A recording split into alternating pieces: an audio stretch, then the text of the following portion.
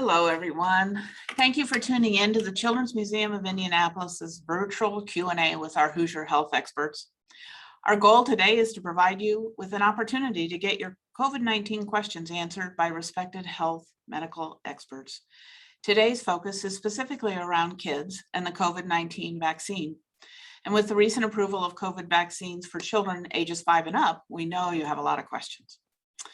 The Children's Museum will be hosting a free vaccine clinic in partnership with Riley Children's at Indiana University Health here at the museum on December 2nd from 4 to 8 p.m. So we hope our panel can help address some of your top concerns and help make you, enable you to make informed decisions about your children's health before the clinic later this week. Before introducing our team of experts, let me first introduce myself. My name is Kathy Mathena. I'm the Chief Information Officer at the museum, and I'll be moderating today's discussion. Prior to joining the museum, I was the Executive Director of Clinical Information Services at IU Health, where I worked for many years. I'm also a nurse with an extensive background in women and children's health, in addition to administration and information services. Joining me today are members of the museum's medical advisory group, whom I'm excited to introduce you to. First, I'd like to welcome Dr. Elaine Cox. She's the Chief Medical Officer at Riley Children's Health. She teaches clinical pediatrics at the IU School of Medicine and is a board-certified pediatrician with a clinical practice in infectious disease. Also joining me today is Dr. Virginia Caine, Director and Chief Medical Officer of the Marion County Public Health Department. Dr. Caine is also a specialist in infectious disease and is an associate professor at the IU School of Medicine in the Infectious Disease Division. She's also a member of the National Medical Association COVID-19 Task Force. And last but not least, I'm happy to introduce Dr. Nir Menachemi. He's a scientist and chair of health policy and management at Indiana University Richard M. Fairbanks School of Public Health. Since the start of the pandemic, Dr. Menachemi has been principal investigator on the first and largest statewide random sampling testing about COVID-19. His team's work has led to breakthrough knowledge about the virus, including the asymptomatic rate of infection, and has helped to quantify ages of those most at risk. So I just want to thank all three of you today for joining us. I appreciate you making time in your schedules to answer family questions and to share useful resources with them. So before we begin the Q&A portion, I wanted to start with an overview of the current state of the pandemic as we know it today, with a focus on kids and COVID. I think the information can provide a good starting point for our discussion and may prompt some really important questions from our viewers. And so with that, I'll turn it over to Dr. Elaine Cox. Thank you very much, Kathy. And I want to thank the Children's Museum for hosting these ongoing events around COVID. They've been extraordinarily helpful over these last, now, what is it, almost 19 months, I guess. Yeah. So what we're seeing in kids, actually, unfortunately, we're seeing lots of COVID in children. By the middle of November in the US, more than 6.8 million children had tested positive. And for 15 weeks in a row heading into early November, we had increased cases of children around 100,000 a week, which is quite a bit in a 3-month period, close to 4-month period. But unfortunately, that trend continues. And when the new numbers come out here in the post-holiday season, I think we're going to see even more. So now children, they account for about 25% of the new cases being reported in the country of COVID. And their children make up only about 22% of the population. So they're just slightly overrepresented from what we would expect for the number of COVID cases. Around the world, we've seen an increase in children testing positive for COVID as well, about 4% a week increase in the cases that are being tested and seen positive in children. And so that's a lot of new cases. In Indiana, we are also seeing increases. We had, when school started, the cases kind of went up and then they leveled off. But over about the last 4 weeks, they have been increasing again. 2 weeks ago, we saw just over 3,000 cases of COVID in children, which was up about 600 over the week before.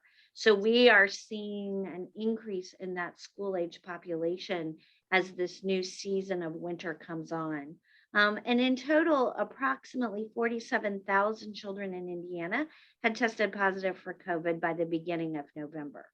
Now, the good news in all of that, sad news, I guess, is that children, however, only represent about 0.9 to 1.9% of hospitalizations.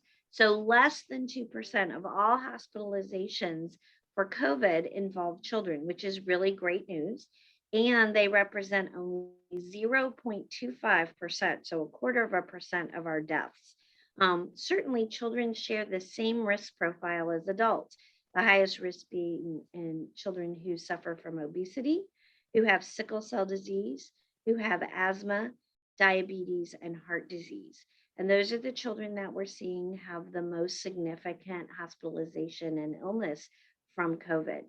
So I can tell you, as the Chief Medical Officer of Riley Children's Health, we have about, I would say 15 to 22 children hospitalized here a day with COVID and COVID-related illness.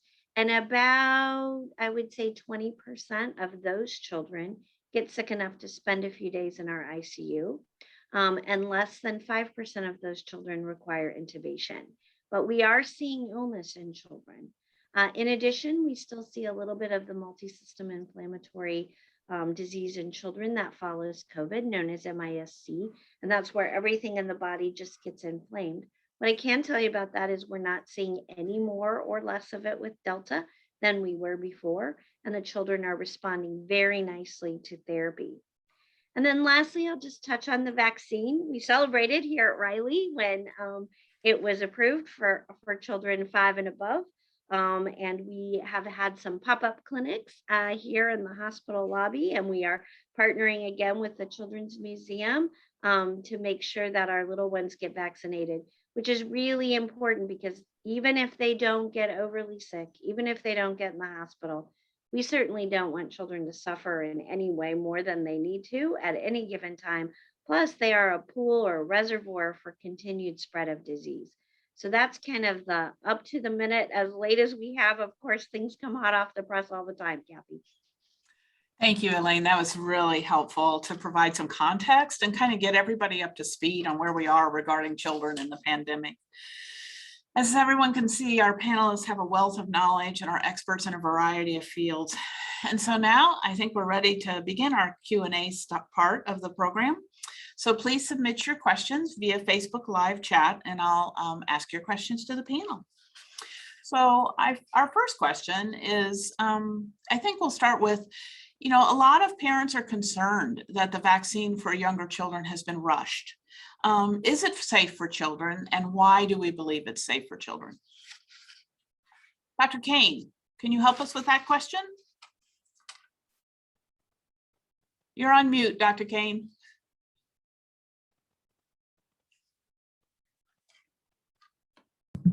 Now, sorry about that. That's okay. So you know what? This is one of the safest profiles of a vaccine in children. We've tested a significant number of children to make sure that we had no really major adverse effects coming from these vaccines compared to our regular routine vaccines that we normally give our children. And as you realize, we didn't approve the vaccines for the children until later compared to the adults, because we wanted to assure ourselves that we were extremely safe in giving these vaccines to our children. And as you can see, some of the normal side effects that we would see locally is children would get, pain from the injection. They might see a little redness and soreness there.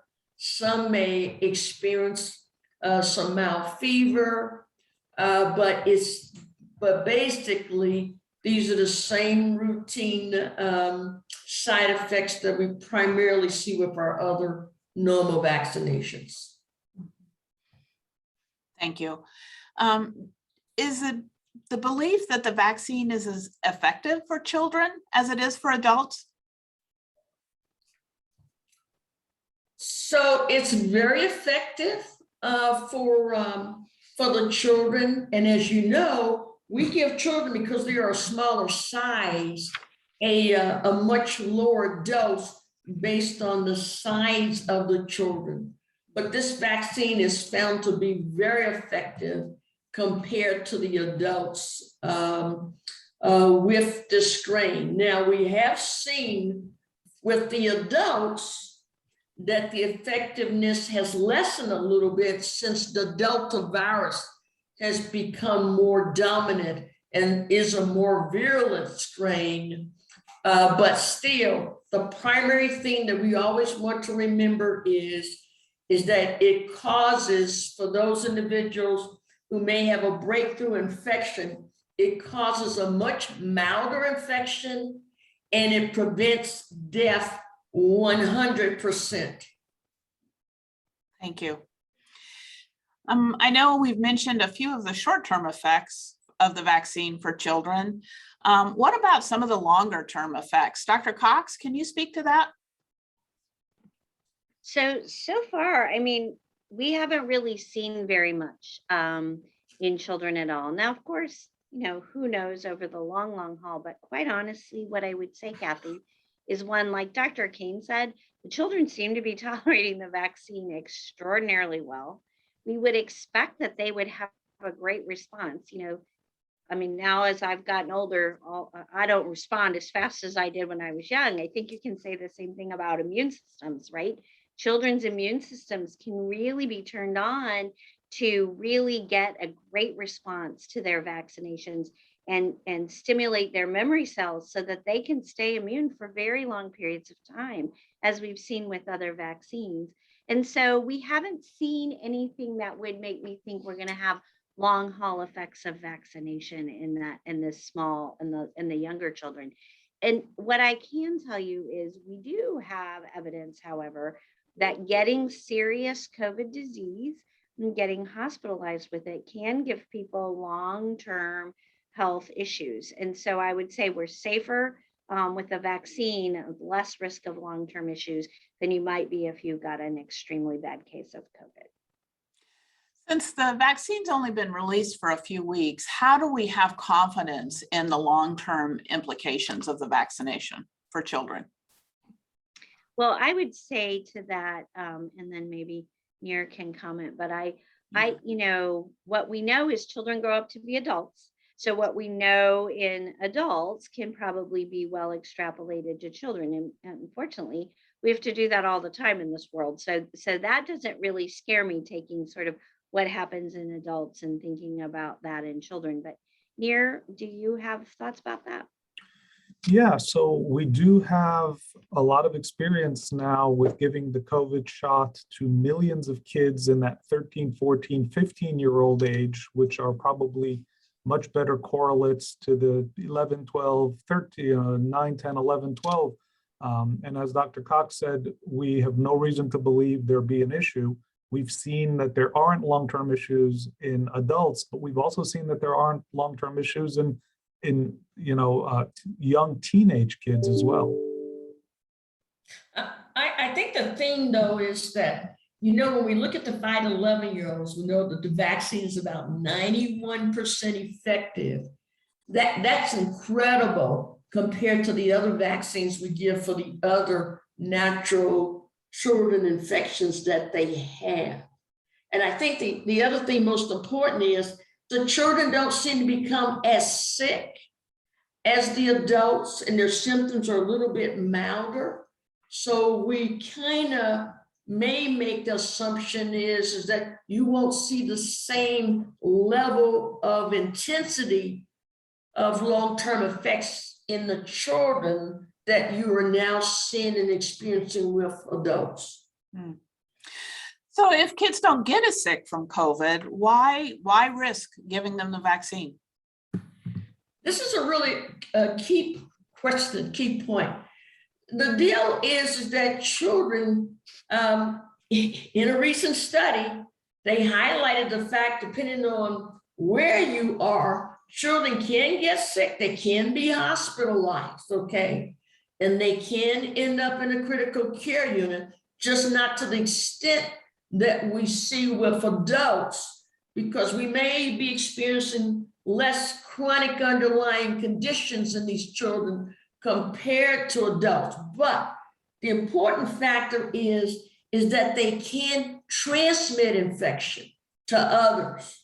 They can transmit infection to adults. So if you should have someone in your household who may be severely immunocompromised, you could put those individuals at risk from your children if they were not vaccinated. Thank you, Dr. Caine.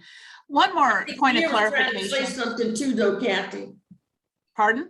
I think Nir was trying to say something. Oh, okay. I'm sorry, Nir. Yeah, I was just going to add, even though the risk might be small for children to have really bad outcomes if they get the disease, the vaccine reduces that even further to virtually zero risk.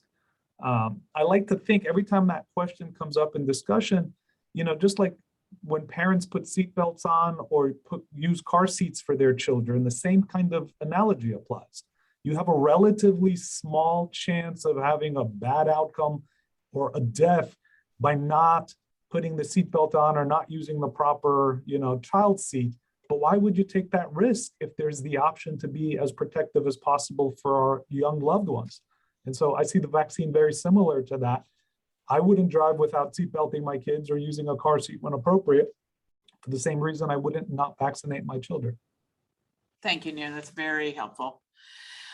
Just one point of clarification, Dr. Caine, when you mentioned that the vaccine is 91% effective, can you help explain to our listeners, what does that mean? So that would mean that if I had 100 children in a room and I gave a vaccine to all 100 children, 91 of those children, the vaccine would be effective at a very high 91%. But you have to also realize with children, just like adults, you may have some children that are immunocompromised. Their immunity doesn't always allow them to build the antibodies in a sufficient enough number in order to protect them at that high level of efficacy. For those other 9 children who may not be protected as effectively as the children who may have no underlying medical conditions. And So Kathy, I would just add. Elaine, maybe you can explain it better. Go on. No, you explained it perfectly. And what I was just going to add to that a couple different things. So one is, because there will always be vulnerable people in our society whose bodies don't mount the same response. That's why it's very important for everyone else to get vaccinated, right? So we decrease the amount of disease and we cocoon those people who either can't get the shot or won't respond to the shot as well, to take care of our entire community. And the second thing is, I think if you think about, if you had a 91% chance of winning the lottery, you'd buy a ticket every week, right? And so while it's not 100%, it's better than Elaine almost going to every buy week. my lotto ticket. I worry about that. Thank you both. That's very helpful. We've had a lot of questions around the transmission of COVID after the vaccination. Nir, maybe you could speak to how that occurs and what the predominance of that is.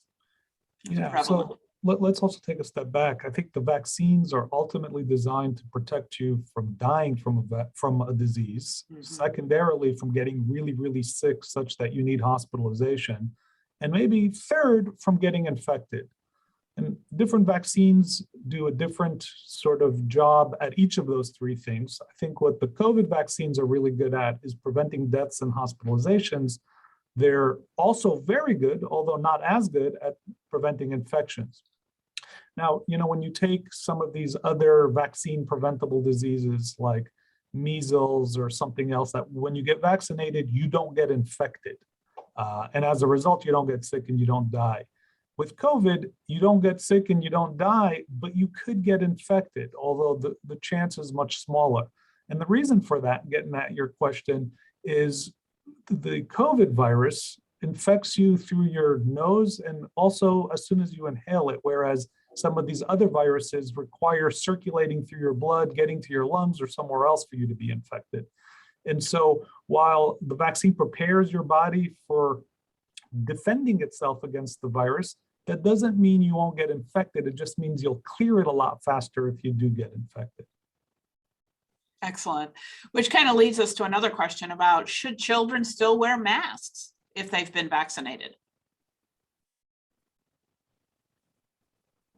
So this is always a rough question, right? I mean, it's a tough question in adults too. You know, if I wasn't in my office alone right now, I would have a mask on, right? As would all the rest of us. But I do think there are two things to remember. When you get vaccinated, as Nir said, it doesn't mean 100% you couldn't have a breakthrough infection, that you might be asymptomatic. So you could still be unwittingly, unknowingly spreading COVID. And so it is important, while we still have enough around, for people to wear masks in crowded spaces and closed spaces. And in schools, I think we know there's a lot of up close and personal activity just in children alone, and that's developmentally normal. And so I think the more they can wear masks, the better we'll be. And then I would just point out that they're pretty good about wearing their masks. I mean, I see little people out with their masks on all the time, and I'm impressed. They don't have them under their nose. They don't have them hanging off on one ear. They're just on. And so I don't think it's as traumatic as people feared it might be, but Dr. Caine might have some thoughts on wearing masks. So you know what? I think a lot has to do with your levels of positivity in your community and the level of vaccination status of your residents. And I think those are some of the critical factors that help make a determination about wearing the mask. I think that if you can socially distance, you may not have to wear the mask, but let me just say, one of the things that has really curtailed our infection in Marion County that made the huge difference for all of us was the fact that children were wearing masks. For the first time in late August, September, we had more cases in children outnumber the cases in adults. That was the first time in the history of this pandemic in Marion County. And when most of the schools reinstated wearing masks for those children, we saw those cases kind of drop substantially. And I know, it's really hard, people are getting burnt out with the masks, but I think when we see the Thanksgiving holidays and we see the Christmas holidays and the surges that take place during those times, I think we should be on the side of being cautious and would continue to recommend our children wearing masks, especially with the potential new threat of this new variant, Omicron, that's out there that may be way more contagious than the Delta variant. We just won't know for about 2 to 3 weeks. What's the status? Is this a variant strain of concern, or will we dodge a serious spread of a new mutant strain? Mm-hmm. Thank you, Dr. Caine. That's very insightful.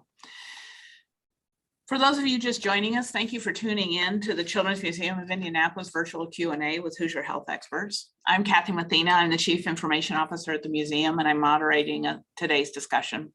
Joining us are members of our museum's medical advisory group, Dr. Elaine Cox, the Chief Medical Officer at Riley Children's Health, Dr. Virginia Caine, Director and Chief Medical Officer of the Marion County Public Health Department, and Dr. Nir Menachemi, Chair of Health Policy and Management, IU Richard M. Fairbanks School of Public Health.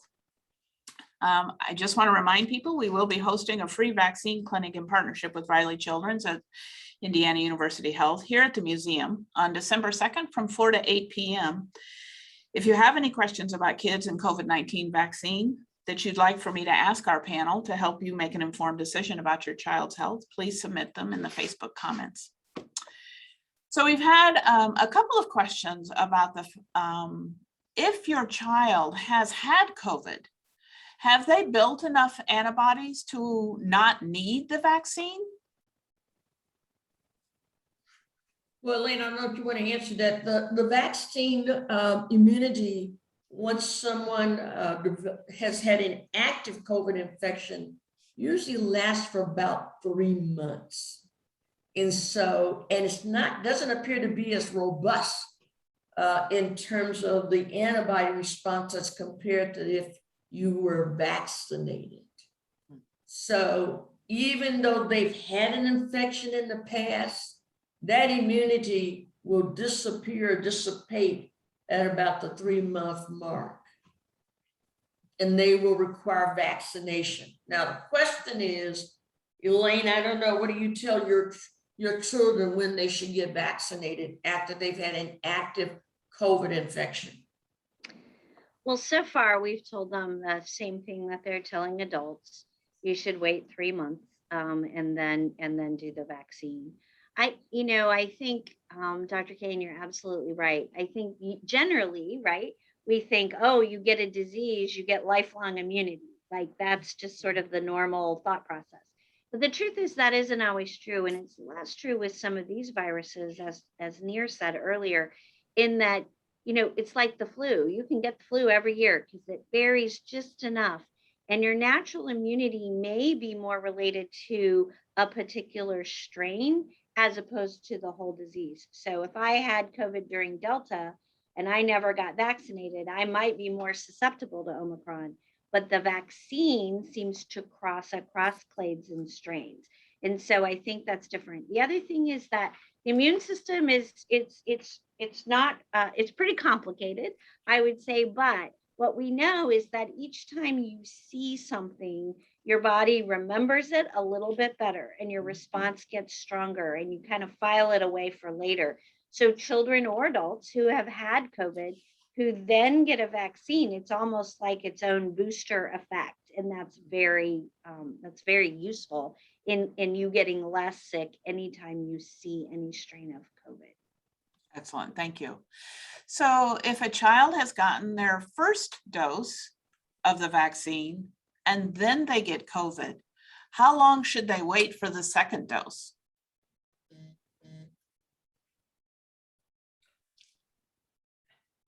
That's an Elaine question.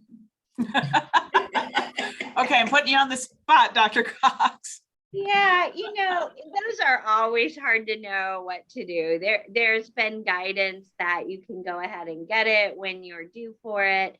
I think you could wait the 90 days and then have the second shot. It doesn't hurt you to delay that second shot.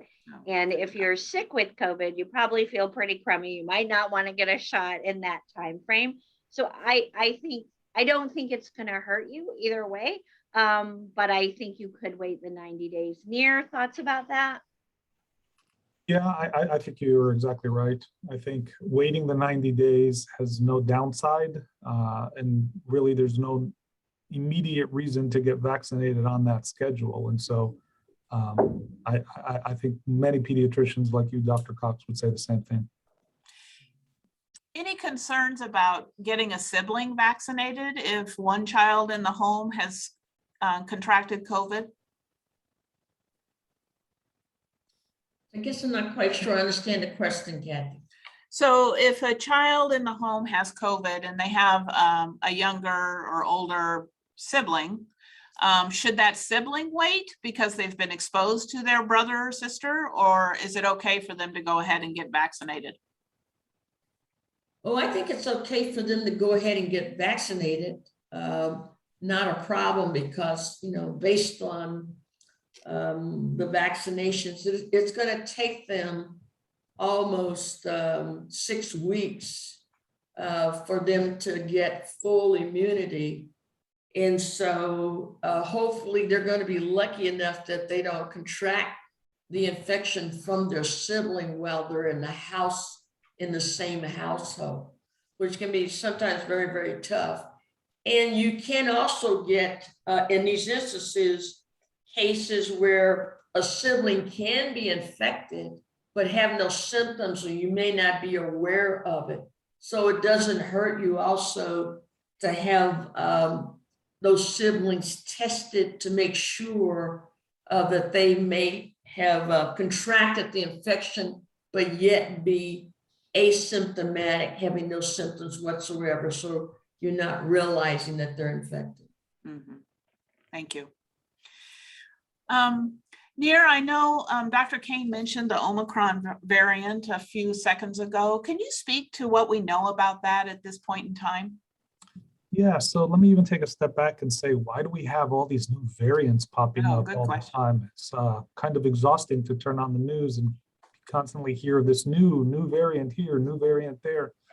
Well, you know, as we let the virus continue to infect more and more people around the globe, we have more and more chances for the virus to change a little bit. I always think about this like a family recipe that gets, you know, sent down the generations.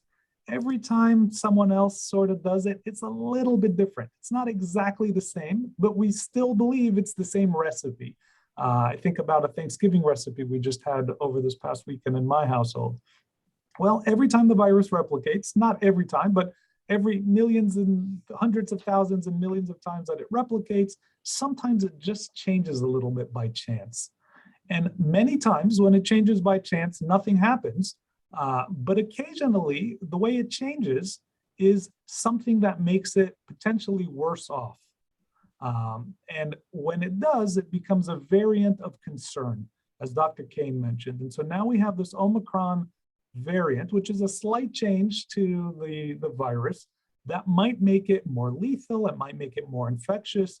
We know that it is competing well with the Delta variant. In other words, people are getting infected with the Omicron variant, even though the Delta variant is around. And so that raises an eyebrow saying, okay, it's infecting people.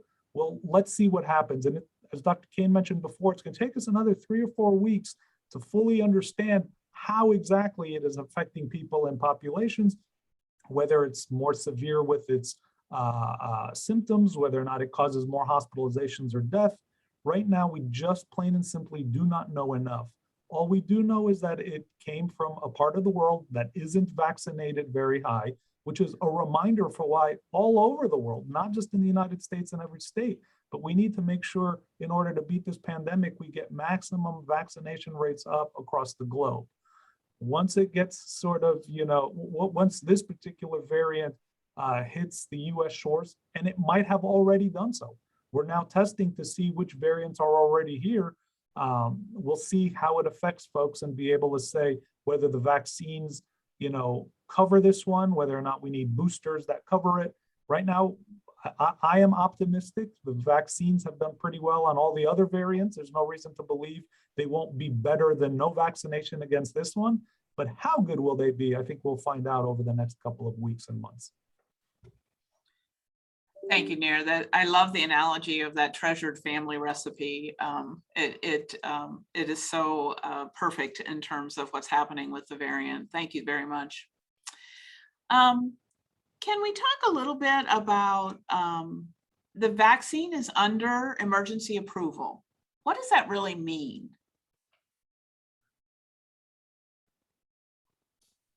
Anybody like to speak to that question? Yeah. So when you look at it for the 5 to 11-year-olds, I believe we saw over 3,000 children that were in clinical trials and got an emergency approval based on the preliminary results. And so they're given a certain emergency authorization to say you can start the vaccination process. But in order to get the full approval, you have to build up to a certain level number of children in these trials, and you had to have followed them a significantly longer period of time in order to get the full approval. So I don't know, someone may be able to give a little bit better analogy, a little bit better, Nir. Yeah, Dr. Caine's exactly right. So to get any kind of approval, emergency or otherwise, or full approval, it needs to be safe. The vaccine needs to work. And then for full approval, you need to have a certain amount of months of follow-up after it was originally given to show that, you know, it continues to work and continues to be safe at that period. Emergency approval occurs when you pass the first two. It was safe and it worked. It will eventually get to the point of receiving full approval after the people in those early studies have enough follow-up period beyond just the study period to continue to show that the vaccine continues to work and was safe for them. And so it's just a matter of time until we get there. We got there with the adult vaccines. No question in my mind we'll get there with these as well. That's good to know. So if a parent had a severe reaction to the vaccine, what are the odds that the child will have a similar reaction? I think they're very low, actually. You know, we see this a lot where we'll get children in and parents will say, I'm allergic to sulfa, I'm allergic to penicillin, and the kids are fine. Allergies are rarely, certain types of allergies can sort of run in families, but that's actually very, very rare. And certainly with vaccine, it's extremely rare. I also think, you know, when we think about what does severe reaction to the vaccine mean, right? So almost all reactions, even in adults, they feel crummy for about 16 hours if they're going to feel anything at all. Sometimes their arm is a little bit sore. The percent of people that have had severe, even rash, itching, which in most cases hasn't been severe, is exceedingly low. And so across the board, the vaccine is really quite safe from side effects. And family history probably doesn't predict very well what's going to happen. At least that's been my experience with this vaccine. I don't know, Dr. Caine or Nir, if you've heard anything different. Nope. The only thing I'll add, and it's related, is, you know, somewhere almost 4 million American kids between 5 and 11 have already received their first dose. And we haven't seen an alarming amount of anything. In fact, it's been equal or better than the reactions that adults have gotten, which has been exceedingly rare. And so I think that further reinforces what Dr. Cox was saying. And I think to Nir's point, in some ways, this is the biggest vaccine trial there has ever been. Because of the millions upon millions of people across the world, across race, age, gender, size. We have more data on this vaccine than we've ever had on anything when it went to market, overwhelmingly so. Thank you. I think that's a really good point. Any thoughts on a vaccine for children under the age of 5? And will we see that? When we might see that? So I know that there's some trials going on for that, but I personally don't have a good feel for where the pharmaceutical companies are in terms of the group of children under the age of 5. So I don't know, Elaine, have you heard anything? No, I have not heard anything. And obviously, you know, all the vulnerable populations we take our time with. This was described earlier in this conversation about why did it take a while to get to children. And certainly at that age range, I think there are a couple of things that have to be figured out. So when is your immune response mature enough to really respond to this vaccine? What's the timing? What's the dose? How often do you have to be boosted? And, you know, when you think about how long we've been given flu shots, it's just been in the last handful of years that we've given them to people, you know, in 6 months of age. So it takes a while to understand the response in babies. And so I think the trials are going on. That's a whole pool of vulnerable people that we don't want to get COVID. So I'm sure it will come eventually. I unfortunately, I don't have any insider information on that one. Let's say probably the first half of 2022 at some point, then given everything that was said.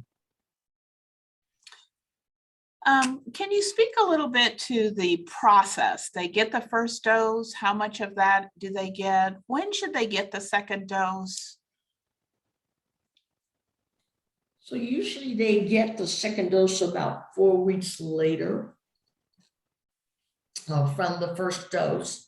And remember now, because they are younger children, they get about almost a third of the dose that you would normally get for an adult. So it's a much lower dose based on their size and their framework. Mm-hmm. Thank you, Dr. Caine. And you know, Kathy, this question always comes up. My kid is somewhere, you know, I have an 11-year-old daughter who turns 12 in January. So she was eligible for the kid vaccine about a month ago. And would be eligible for the older adult vaccine at the higher dose in another month or so, about 5 weeks away from now. And we made the decision to give her the child dose last month. And so she's about to get her second shot. She got it when it was first approved, mainly because it works just as well at the lower dose in kids. And so if it works just as well, why even wait these next couple of months when, you know, we might travel during the Christmas holiday period, and we wanted everyone in the family to be as, you know, robustly covered as possible, and we made that decision. Thank you.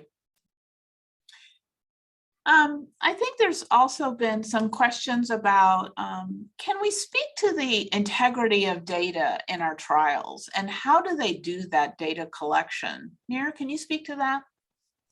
Yeah, sure. So for any drug, and including a vaccine to come to market, we have multiple stages of testing.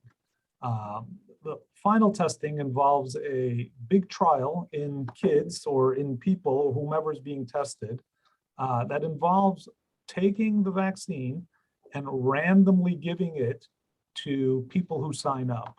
And so you get thousands of people signing up, and a literal computer algorithm decides who gets the vaccine and who doesn't, so that it's completely random. Half the people get the vaccine, half the people think they get the vaccine, but get basically a placebo, something that doesn't affect them. And the reason this is so important is we want to make sure that the vaccine works irrespective of whether or not people think they got it. And so when people sign up for these studies, they're consenting to the fact that they might not get the real thing. Now, after the trial is over, we go back and give it to them, especially if it works, because we don't want them to not be protected. But while the vaccine trial is going on, we're following these people in their regular lives, checking in with them regularly to see whether or not they have any symptoms. We test them regularly to see if they get infected. And then we compare how many people got infected in the group that got the vaccine compared to the folks who got the quote unquote sham vaccine. And that's exactly how the efficacy rate is ultimately determined. Among the people in the entire trial, how many people got, you know, infected, the proportion of them that were unvaccinated or got the sham vaccine is effectively the effectiveness rate. And so when Dr. Caine described the fact that it's 92–93% effective in children, that means almost all of the infections occurred in the folks who got the sham vaccine, suggesting that the vaccine itself was very protective. Thank you. That's very helpful. Any other comments on that? Okay.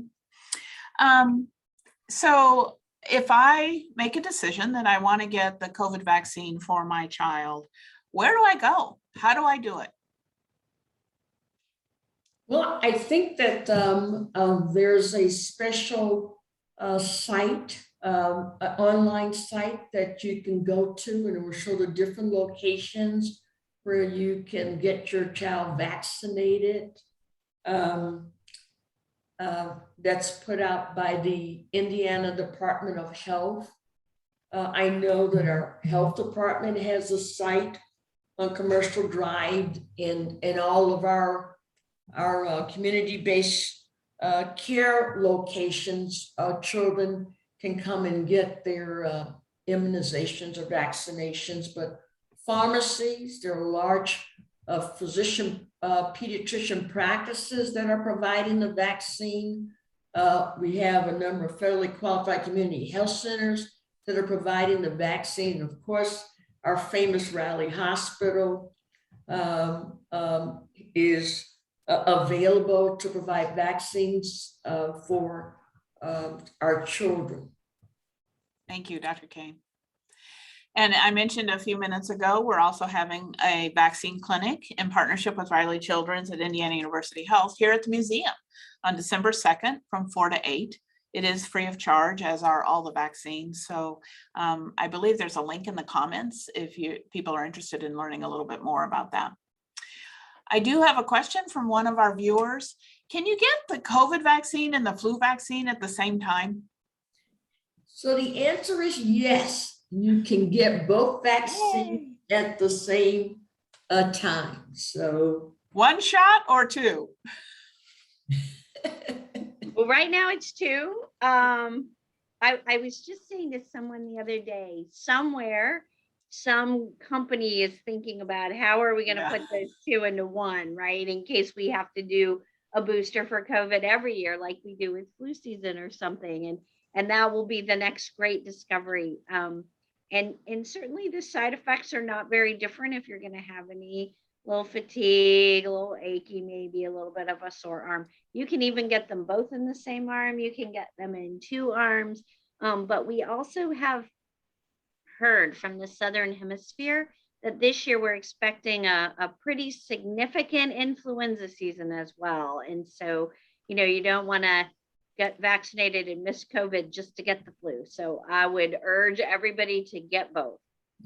I think that's such a wise thing, Elaine, because we're seeing it. Just recently saw a huge outbreak of influenza at University of Michigan's undergraduate program. And so I saw a significant outbreak of the flu there. So definitely. And even in Indiana, we've had some other undergraduate colleges that have experienced the flu outbreaks. So really want to encourage, where it was quiet last year, I don't think it's going to be quiet this year.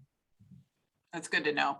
And I'll mention also, we are doing both at the vaccine clinic here at the museum. So if you are interested in getting both COVID and a flu vaccine for yourself or your child, please take advantage of that. We have another question. So we've learned that it is 2 doses for children, 5 to 12. Is the second dose the same as the first? And will there be a booster for our younger children that will be needed?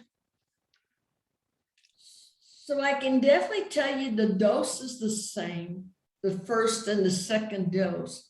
I think it's maybe too early for us to know whether they're going to require a booster, but the likelihood that may occur based on the experience that we're seeing in adults.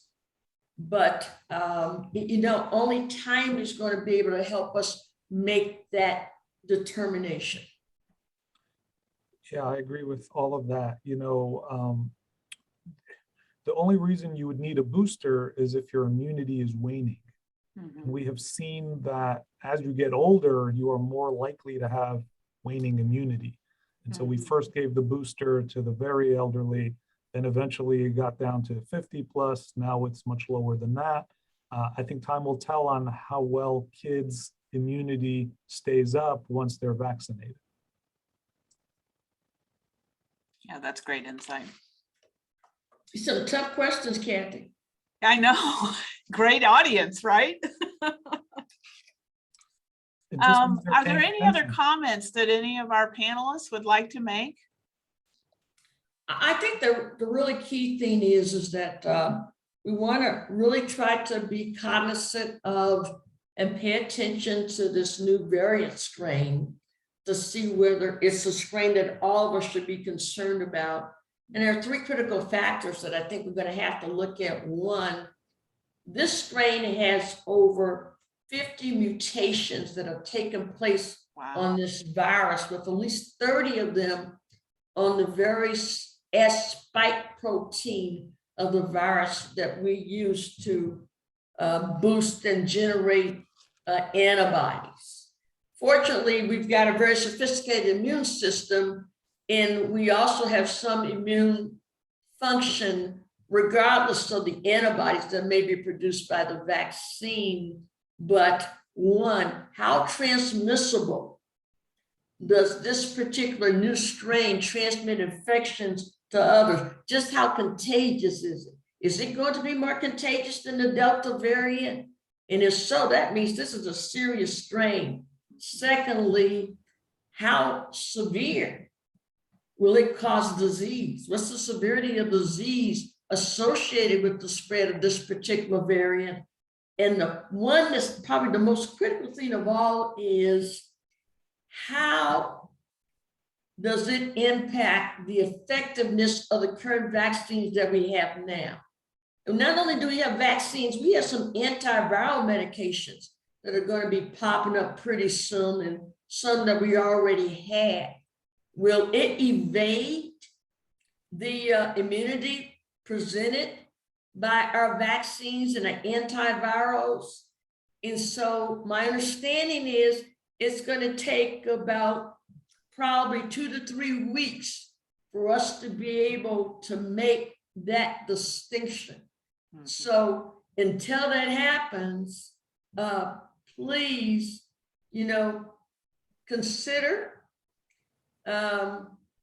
making a personal decision, personal choice of getting vaccinated for your children, because that may be one of the most protective, critical tools we have available to us, because we don't know how this strain may impact our children. Mm-hmm. And then wash your hands, wear that mask when you're indoors, and wash your hands frequently.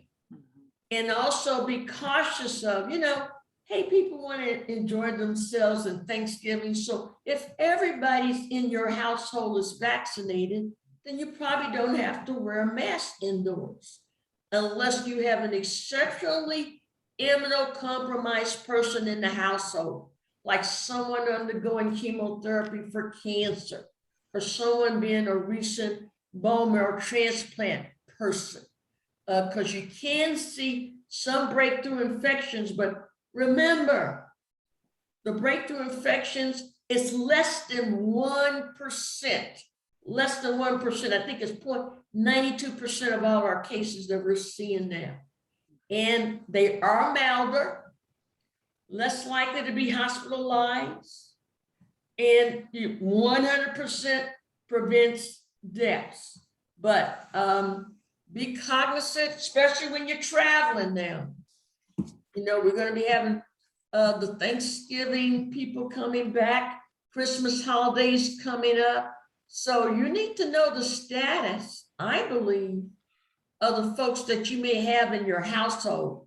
Because always remember, just normal talking will put respiratory droplets in the air. And they may leave your home, but they can leave some infected respiratory droplets inside your household, and you can go in that particular space and inhale through your nose and become infected. So you want to be a little cautious if you can. Thank you, Dr. Caine. Next couple of weeks. Dr. Menachemi or Dr. Cox, any other additional comments? Yeah, I was listening to Dr. Caine and was just nodding my head in agreement with everything she said. I see very little downside of getting vaccinated, especially at the kids' age. And I see a lot of potential really bad things if you don't. And I don't say that to be scary.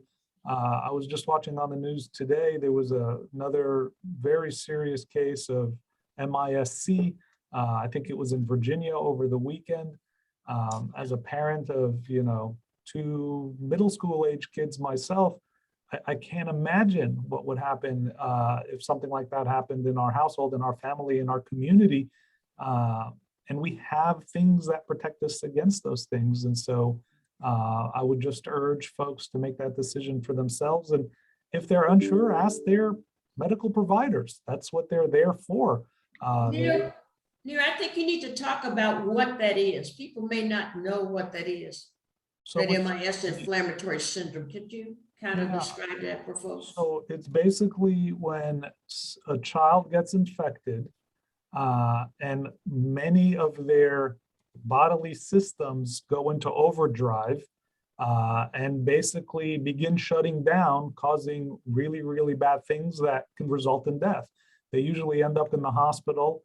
As Dr. Cox mentioned, we got better and better at being able to treat these kids. But it is an extremely serious and life-threatening condition that no one would want to have, and it's something that we can prevent. Right. And so you can only prevent it before you get it, and that's now. We see on the news so many folks who end up having to go on a ventilator or become very sick, who decided not to get vaccinated, who frequently their last wish or their last sort of thing they say before they unfortunately succumb to diseases, please get vaccinated. And I think, we need to honor those wishes so that none of us and none of our family members, none of our community members have to end up in that predicament. Thank you. I agree, beautifully said. And, I'm proud of our city and our state and people like Dr. Caine and Nir who have worked tirelessly to bring knowledge and science to the forefront.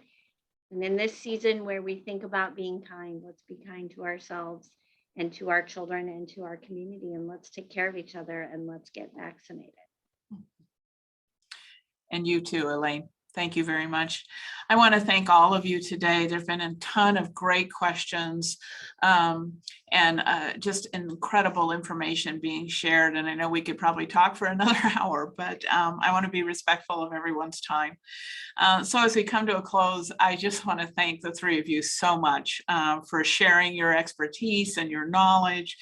You're very insightful, and we can have confidence in the information you share with us, and I appreciate that tremendously. And then I also want to thank our audience for joining and for posing some pretty tough questions. Our goal as a museum is to serve our children and families, and we hope that this session was really helpful and that we addressed a number of our viewers' concerns. Our discussion has been recorded and we'll post it on the museum website, so you can review it at your leisure, or you can share it with anyone who may not have been able to watch our session this morning. I do want to remind everybody that the Children's Museum will be hosting a vaccine clinic in partnership with Riley Children's at Indiana University Health here at the museum on December 2nd from 4 to 8 p.m. And you can click the link in the comments to learn more about that. So at this point, I'm gonna thank everybody again and say goodbye. Please enjoy the rest of your day, and we look forward to seeing you here at the museum. Thank you. Woo! Kathy, I feel